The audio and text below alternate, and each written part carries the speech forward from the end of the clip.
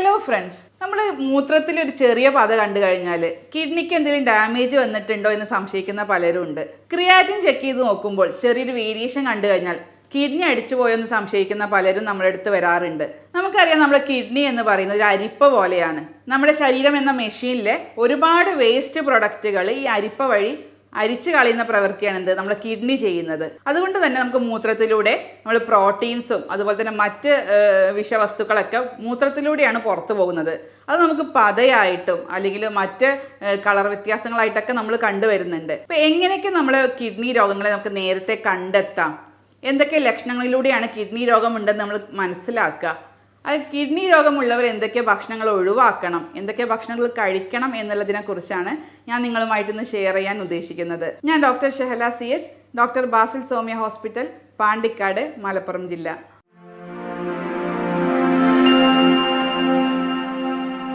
നമ്മൾ നേരത്തെ പറഞ്ഞ പോലെ കിഡ്നിക്ക് ഒരുപാട് ഫങ്ഷൻസ് ഉണ്ടെന്ന് പറഞ്ഞു. അതിൽ ഏറ്റവും ഇമ്പോർട്ടൻ്റ് ആയിട്ടുള്ള ഒരു ഫംഗ്ഷൻ തന്നെയാണ് എന്ത് നമ്മുടെ വേസ്റ്റ് പ്രൊഡക്റ്റുകളെ പുറന്തള്ളുക. അതുപോലെ തന്നെ നമ്മുടെ ശരീരത്തിലുള്ള വെള്ളത്തിൻ്റെ അളവ് അല്ലെങ്കിൽ ധാതു ലവണങ്ങളുടെ അളവൊക്കെ ക്രമീകരിച്ചിട്ട് നമ്മുടെ ശരീരത്തിലെ ബ്ലഡ് പ്രഷറൊക്കെ കൺട്രോൾ ചെയ്യുന്നത് കിഡ്നിയാണ്. സാധാരണ നമ്മൾ വിചാരിക്കുക ഹൃദയമാണ് കൂടുതലായിട്ട് ബ്ലഡ് പ്രഷർ കൺട്രോൾ ചെയ്യാൻ. പക്ഷെ അങ്ങനെയല്ല. കിഡ്നി ഉൽപ്പാദിപ്പിക്കുന്ന ഒരുപാട് ഹോർമോൺസുകളുണ്ട്, റെനിൻ, ആൻജിയോടെൻസിൻ എന്നൊക്കെ പറഞ്ഞിട്ട്. അവയൊക്കെയാണ് നമ്മൾ ബ്ലഡിൻ്റെ വോളിയം കൺട്രോൾ ചെയ്തിട്ട് ബ്ലഡ് പ്രഷർ നിയന്ത്രിക്കാൻ അത് വളരെയധികം സഹായിക്കുന്നുണ്ട്.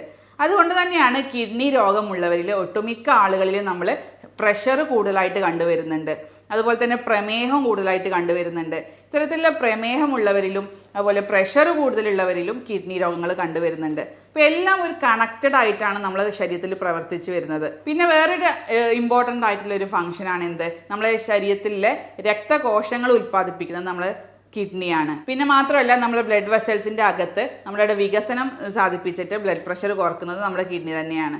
അതുകൊണ്ട് ഇത്രയും ഫങ്ഷൻസ് ചെയ്യുന്നത് കൊണ്ട് തന്നെ നമ്മളെ ബ്ലഡ് പ്രഷറും ഷുഗറും എല്ലാം കൺട്രോൾ ചെയ്യുന്നത് നമുക്ക് കിഡ്നിക്ക് വലിയൊരു പങ്ക് തന്നെ അതിലുണ്ട്. ഇനി കിഡ്നിക്ക് എന്തെങ്കിലും ഒരു അസുഖം സംഭവിച്ചു കഴിഞ്ഞാൽ, എന്തെങ്കിലും ഒരു ബുദ്ധിമുട്ട് സംഭവിച്ചു കഴിഞ്ഞാൽ നമുക്ക് പുറത്തേക്ക് കുറേ ലക്ഷണങ്ങൾ കിഡ്നി പ്രകടിപ്പിക്കും. അത് ഏതൊക്കെയാണെന്ന് നമുക്ക് നോക്കാം. അത് നമ്മൾ പറഞ്ഞ പോലെ തന്നെ കിഡ്നീൻ്റെ വേസ്റ്റ് പ്രൊഡക്റ്റുകൾ മെജോറിറ്റി പോകുന്നത് ഏതിലൂടെയാണ്? നമ്മൾ മൂത്രം വഴിയാണ്. അപ്പോൾ മൂത്രത്തിൽ ഉണ്ടാകുന്ന അല്ലെങ്കിൽ മൂത്രത്തിൻ്റെ ഫ്ലോയിൽ ഉണ്ടാകുന്ന കുറച്ച് ബുദ്ധിമുട്ടുകളാണ് ആദ്യമായിട്ട് കാണിക്കുക. അതിൽ ഏറ്റവും നമുക്ക് അധികം പേഷ്യൻസ് പറയാറുള്ളത് മൂത്രമൊഴിക്കുമ്പോഴുള്ള ബുദ്ധിമുട്ട്, മൂത്രമൊഴിക്കുമ്പോഴുള്ള വേദന, ഇടയ്ക്കിടയ്ക്ക് മൂത്രമൊഴിക്കാൻ തോന്നുക. അത് എസ്പെഷ്യലി നമുക്ക് കിഡ്നി സ്റ്റോണൊക്കെ ഉള്ള കേസുകളിലാണ് ഈ വേദനയും ഇടയ്ക്കിടയ്ക്ക് മൂത്രമൊഴിക്കാനുള്ള ബുദ്ധിമുട്ടൊക്കെ തോന്നുന്നത്. ചില കേസുകളിൽ മൂത്രത്തിൻ്റെ അളവ് തന്നെ കുറയും.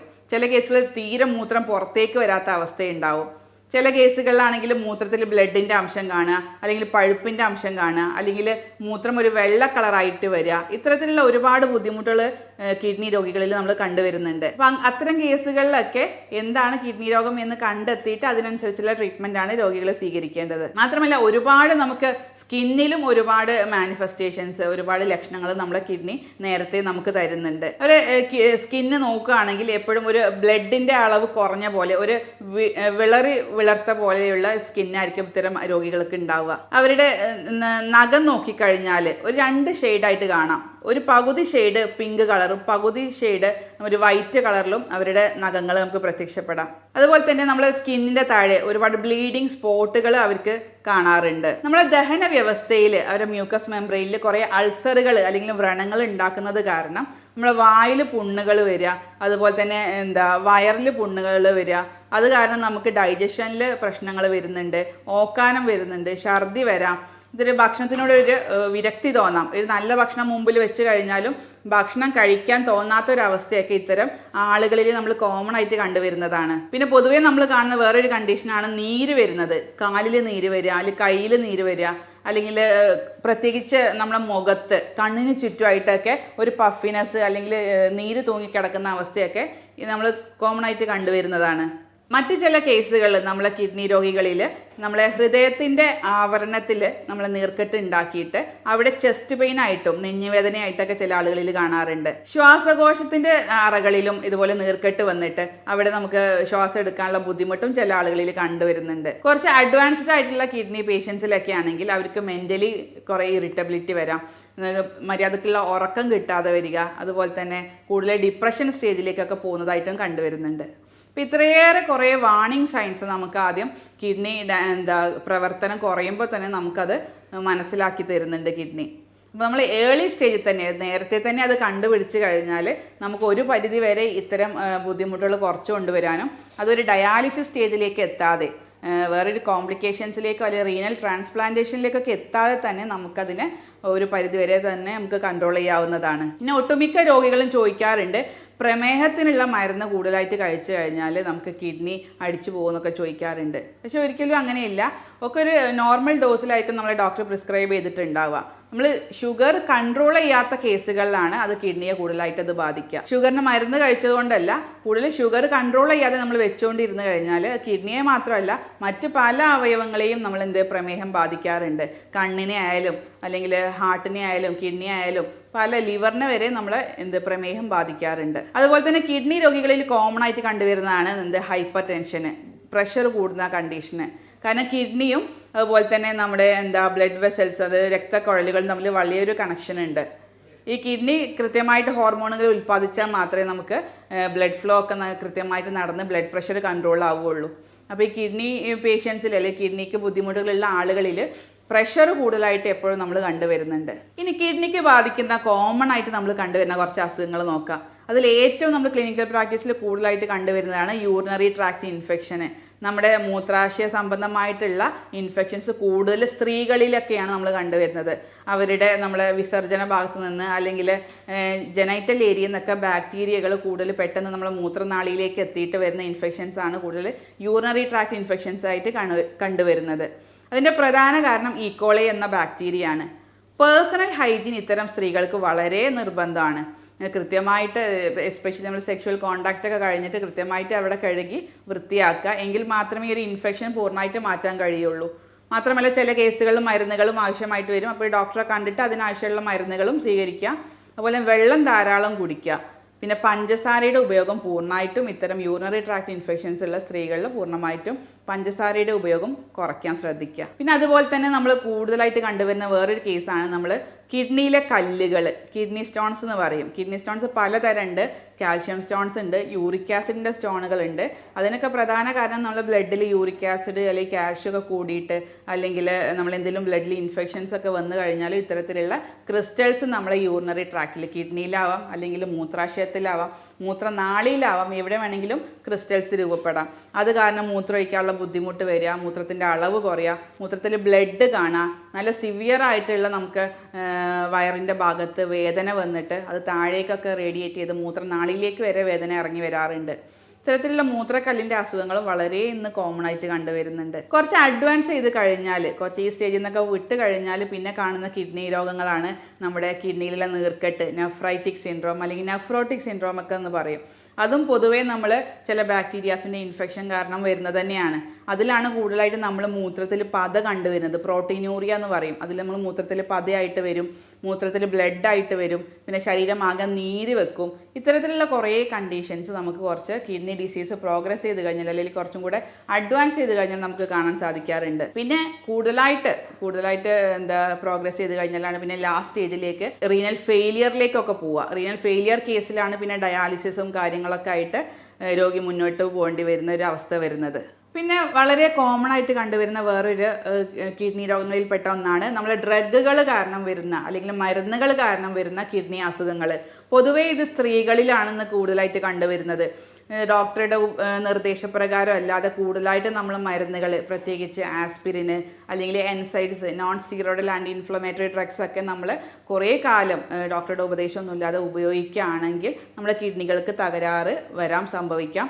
അപ്പോൾ ഇത്തരം രോഗികളിൽ കിഡ്നി തകരാറ് മാത്രമല്ല, അവർ ദഹന വ്യവസ്ഥയിൽ മുറിവുകൾ ഉണ്ടാക്കിയിട്ട് നമുക്ക് ഡൈജസ്റ്റീവ് ഇഷ്യൂസ് വരാം.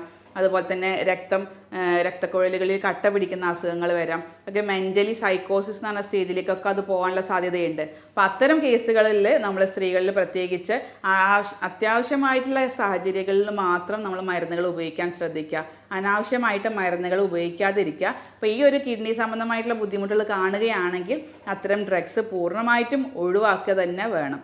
ഇനി ഇത്തരം കിഡ്നി രോഗങ്ങളുള്ളവർ ഒരു ഡോക്ടറെ കണ്ടിട്ട് അതിനാവശ്യമായിട്ടുള്ള ടെസ്റ്റുകളും കൂടെ ചെയ്യേണ്ടത് അത്യാവശ്യമാണ്. കാരണം നമ്മൾ കിഡ്നി ഹെൽത്തി ആണോ അല്ലെങ്കിൽ അൺഹെൽത്തി ആണോ എന്ന് ആദ്യമായിട്ട് കണ്ടെത്തുക നമ്മൾ യൂറിൻ ടെസ്റ്റ് ചെയ്ത് കഴിഞ്ഞാൽ അല്ലെങ്കിൽ ബ്ലഡ് ടെസ്റ്റ് ചെയ്ത് കഴിഞ്ഞാൽ മാത്രമാണ് നമുക്കത് കിഡ്നി എത്രത്തോളം ഡാമേജ് ആയിട്ടുണ്ട് എന്ന് നമുക്ക് മനസ്സിലാക്കാൻ കഴിയുള്ളൂ. അപ്പോൾ ആദ്യമായിട്ട് നമ്മൾ ചെയ്യേണ്ടത് നമ്മളെ മൂത്രം ടെസ്റ്റ് ചെയ്യലാണ്.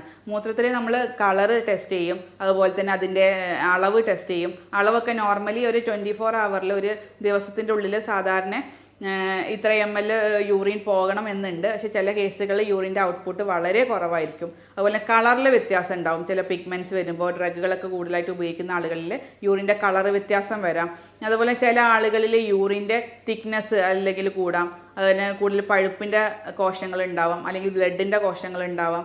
ചില ആളുകളിൽ മിൽക്ക് വൈറ്റ്, അതായത് പാലിൻ്റെ പോലത്തെ മൂത്രം പുറത്തേക്ക് പോകുന്ന കണ്ടീഷൻസ് ഒക്കെ ഉണ്ടാവാറുണ്ട്. അപ്പോൾ മൂത്രം കൃത്യമായിട്ട് പരിശോധിക്കുക. അതിൽ തന്നെ നമുക്ക് ഒരുപാട് രോഗങ്ങൾ നമുക്ക് കണ്ടെത്താൻ കഴിയുന്നതാണ്. പിന്നെ യൂറിനിൽ നമ്മൾ ടെസ്റ്റ് ചെയ്യുന്ന ഒന്നാണ് പ്രോട്ടീൻസ്. പ്രോട്ടീൻ്റെ അളവ് എത്രയാണെന്ന് നോക്കണം. സാധാരണ നമുക്ക് യൂറിനിലൂടെ ഒരു നോർമൽ എമൗണ്ട് ഒരു 150 മില്ലിഗ്രാം പ്രോട്ടീൻ നമുക്ക് ഡെയിലി നമുക്ക് യൂറിനിലൂടെ പുറത്തേക്ക് പോകുന്നുണ്ട്. പക്ഷെ അതിൻ്റെ അളവ് കൂടുന്ന കുറച്ച് സാഹചര്യങ്ങൾ എന്ന് വെച്ചാൽ കിഡ്നിക്ക് എന്തെങ്കിലും ഒരു നീർക്കെട്ട് വരിക, അല്ലെങ്കിൽ നമ്മുടെ മൂത്രനാളിയിൽ എന്തെങ്കിലും തടസ്സങ്ങൾ വരിക, അല്ലെങ്കിൽ നമ്മുടെ ഹൃദയ സംബന്ധമായിട്ടുള്ള കാർഡിയാക് ഫെയിലിയർ, അല്ലെങ്കിൽ ചെറിയൊരു പനി വന്നാൽ കൂടെ നമ്മൾ ഈ പ്രോട്ടീൻസ് മൂത്രത്തിലൂടെ നഷ്ടപ്പെടും. അപ്പോൾ അത് എന്താണ് കാരണം കണ്ടെത്തിയിട്ട് അതിനാവശ്യമായിട്ടുള്ള മരുന്നുകളാണ് ഇത്തരം പ്രോട്ടീൻസ് മൂത്രത്തിലൂടെ പോകുന്ന ആളുകളിൽ സ്വീകരിക്കേണ്ടത്. ഇത്തരത്തിലുള്ള ആളുകളിൽ തന്നെയാണ് നമ്മൾ മൂത്രത്തിൽ പത എന്ന് കണ്ടുവരുന്ന ഒരു അസുഖം ഈ പ്രോട്ടീനൂറിയ തന്നെയാണ്. പ്രോട്ടീൻ മൂത്രത്തിലൂടെ പോകുമ്പോൾ തന്നെയാണ് നമ്മൾ മൂത്രത്തിൽ പതയായിട്ട് നമുക്കത് മനസ്സിലാക്കാൻ കഴിയുന്നത്. പിന്നെ നമ്മൾ മൂത്രത്തിലുള്ള മറ്റ് ആൽബുമിൻ്റെ അളവൊക്കെ നമ്മൾ നോക്കാറുണ്ട്. പിന്നെ അടുത്ത സ്റ്റേജ് എന്ന് വെച്ചാൽ നമ്മൾ ബ്ലഡ് ടെസ്റ്റുകളാണ്. രക്തത്തിലുള്ള നമ്മൾ പല ഘടകങ്ങളും നമ്മൾ കിഡ്നി ഫങ്ഷൻസിന് വേണ്ടിയിട്ട് ടെസ്റ്റ് ചെയ്യാറുണ്ട്. അതിൽ ഒന്നാമത്തെയാണ് നമ്മൾ ബ്ലഡ് യൂറിയ അല്ലെങ്കിൽ ബ്ലഡ് യൂറിയ നൈട്രജൻ ബണ്ണ് എന്നൊക്കെ പറയുന്ന ഒരു ടെസ്റ്റാണ് ആദ്യം ചെയ്യാറുള്ളത്. സാധാരണ നമ്മൾ യൂറിയ എന്ന് പറയുന്നത് നമ്മളെ ശരീരത്തിലുള്ള ഒരു വേസ്റ്റ് പ്രൊഡക്റ്റാണ് യൂറിയ. ആ യൂറിയ നോർമലി നമ്മളെ കിഡ്നി പുറത്തേക്ക് കളയുന്നുണ്ട്. അപ്പോൾ നോർമൽ അതിൻ്റെ ലെവൽ എന്ന് പറയുന്നത് 20 to 40, 20 മുതൽ 40 വരെയാണ് അതിൻ്റെ നോർമൽ ലെവൽ എന്ന് പറയുന്നത്. ബണ്ണാണെങ്കിൽ ബ്ലഡ് യൂറിയ നൈട്രജൻ ആണെങ്കിൽ അതിൻ്റെ പകുതിയാണ് നോർമൽ ലെവലിൽ കാണേണ്ടത്. ഒരു 10 മുതൽ 20% വരെ അത് കാണാറുണ്ട്. അപ്പോൾ അതിൻ്റെ അളവ് കൂടി കഴിഞ്ഞു കഴിഞ്ഞാൽ നമ്മളെ കിഡ്നിയുടെ ഒരു അരിപ്പയുടെ പ്രവർത്തനം കുറഞ്ഞു എന്നുള്ളതാണ് അത് കാണിക്കുന്നത്. അതുപോലെ തന്നെ അതിലേറെ ഒന്നും കൂടെ ഇമ്പോർട്ടൻ്റ് ആയിട്ടുള്ളൊരു ടെസ്റ്റാണ് ക്രിയാറ്റിനിൻ. ക്രിയാറ്റിനിൻ എന്ന് നമുക്കറിയാം, എല്ലാവരും ഇന്ന് കോമൺ ആയിട്ട് ചെയ്യുന്ന ഒരു ടെസ്റ്റാണ് ക്രിയാറ്റിനിൻ ടെസ്റ്റ്.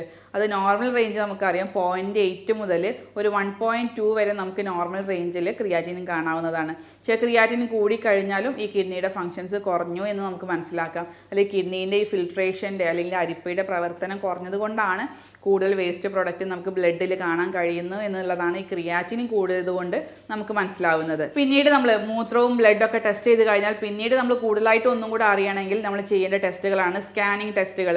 അതായത് അൾട്രാസോണോഗ്രാഫി ചെയ്യാം, അല്ലെങ്കിൽ CT സ്കാൻ ചെയ്യാം, അല്ലെങ്കിൽ MRI ഒക്കെ ചെയ്യാം. ഇത്തരത്തിലുള്ള സ്കാനിങ് ഇമേജിംഗ് ടെക്നിക്കിലൂടെ നമുക്ക് എന്തെങ്കിലും കിഡ്നി സ്റ്റോൺസ് ഉണ്ടോ, അല്ലെങ്കിൽ കിഡ്നിയുടെ സൈസിലൊക്കെ വ്യത്യാസം വന്നിട്ടുണ്ടോ, ഇതിൽ ട്യൂമറുകൾ ഉണ്ടോ, അതിൻ്റെ സ്പ്രെഡ് വന്നിട്ടുണ്ടോ എന്നൊക്കെ അറിയണമെങ്കിൽ ഇത്തരത്തിലുള്ള കുറച്ച് അഡ്വാൻസ്ഡ് ആയിട്ടുള്ള ടെക്നിക്സുകൾ യൂസ് ചെയ്യാം. ചില പ്രഗ്നൻ്റ് ആയിട്ടുള്ള സ്ത്രീകളിലും നമുക്ക് കിഡ്നി ഫെയിലിയർ പെട്ടെന്ന് കാണാറുണ്ട്. അത് എത്ര സാഹചര്യങ്ങളിലാണെന്ന് വെച്ചാൽ നമ്മൾ കൂടുതലായിട്ട് ഇല്ലീഗലായിട്ട് അബോർഷൻ ചെയ്യുന്ന കേസുകളിൽ, അല്ലെങ്കിൽ നമ്മൾ നോൺ സയൻറ്റിഫിക് ആയിട്ടുള്ള ടെക്നിക്സിലൂടെയൊക്കെ അബോർഷൻ ചെയ്യുന്ന സ്ത്രീകളിൽ കാണാം. അതുപോലെ തന്നെ നമ്മൾ അബോർഷൻ ചെയ്യാൻ വേണ്ടിയിട്ട് ഇല്ലീഗലായിട്ടുള്ള ഡ്രഗ്സ് യൂസ് ചെയ്ത് കഴിഞ്ഞാൽ അത് കിഡ്നിയെ സാരമായിട്ട് അത് ബാധിക്കാം. അല്ലെങ്കിൽ കൂടുതൽ ബ്ലീഡിങ് ഉണ്ടാവുന്ന കേസുകളിൽ, അല്ലെങ്കിൽ കൂടുതൽ ഹൈപ്പർ ടെൻഷൻ വന്ന് എക്ലാംസിയ എന്ന് പറഞ്ഞ സ്റ്റേജിലൂടെയൊക്കെ കടന്നു പോകുന്ന പ്രഗ്നൻറ്റ് ലേഡീസിലും പെട്ടെന്ന് നമുക്ക് കിഡ്നി ഫെയിലിയർ അക്യൂട്ടായിട്ട് നമുക്ക് കണ്ടുവരുന്നുണ്ട്. അപ്പോൾ അത്തരം സ്ത്രീകളിൽ നമ്മൾ ചെയ്യേണ്ടത് അവർക്ക് ഇത്തരം കിഡ്നി രോഗങ്ങൾ വരാതിരിക്കാനുള്ള സാഹചര്യങ്ങൾ ഒഴിവാക്കുക എന്നുള്ളതാണ്. അവർക്ക് ബ്ലീഡിങ് ഉണ്ടെങ്കിൽ അത് കറക്റ്റ് ചെയ്യാനുള്ള മെഷേഴ്സ് സ്വീകരിക്കുക. അത് ഇൻഫെക്ഷൻസ് ഇടയ്ക്കിടയ്ക്ക് വരുന്ന ആളുകളാണെങ്കിൽ അത് കറക്റ്റ് ചെയ്യാനുള്ള മെഷേഴ്സ് സ്വീകരിക്കുക.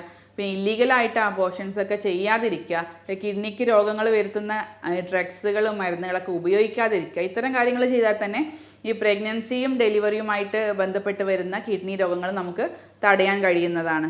ഇനി കിഡ്നി രോഗം വരാൻ സാധ്യതയുള്ളവരും അല്ലെങ്കിൽ കിഡ്നി രോഗം വന്നവരും എന്തൊക്കെയാണ് ഭക്ഷണത്തിൽ ശ്രദ്ധിക്കേണ്ടത് എന്നുള്ള കാര്യങ്ങളാണ് ഇനി പറയാൻ ഉദ്ദേശിക്കുന്നത്.